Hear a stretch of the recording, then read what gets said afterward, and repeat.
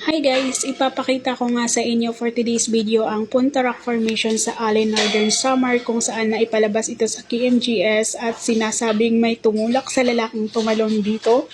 Pero hindi naman ganun ang pagkakakita ko kasi sumigaw pa siya ng ho! Ganon! O, diba? So, ito nga pala yung Punta Rock Formation. Napuntahan namin to last 2022 nung umuwi ako sa Samar. So, ayan po siya. Nagpunta po kami dyan. At kalmado po yung dagat nung time na yan. Wala pong malalakas na alon. So, sobrang mapanganib po talaga kapag malakas siguro yung alon. Pero nung time na pumunta kami dyan, kalmado naman yung dagat. Hindi naman kagaya nung tumalon doon sa video na yon si Kuya na inagos-agos ng alon po. So ayan, kita naman sa video na kalmado siya. Tumambay pa kami dyan sa may baba pero hindi po kami nag-swimming that time kasi nag-long rides lang po talaga kami at yan po yung sinadya namin mapuntahan.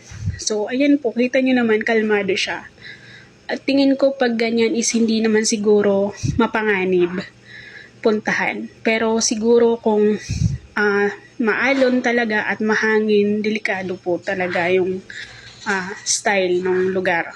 Pero maganda po dyan at yan, Instagrammable po yung mga places at wala naman kaming ibang naramdaman that time nung pumunta kami. Nakauwi naman kami ng safe kasi nilakbay pa namin.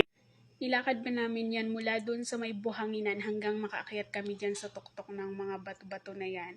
So, hindi po siya high tide. Pero pag high tide siguro, hindi kayo makakatawid dyan at delikado po talaga dahil malalaki yung alon. So, ito po talaga yung after video.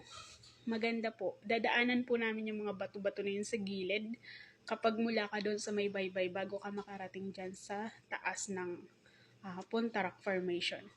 So, parang may santo din yan siya sa tuktok. Ayun po. Ayan po yung view niya. Yan yung paligid niya. So, kita nyo naman pag malakas yung alon is delikado po talaga. So, yun lang. Thank you for watching.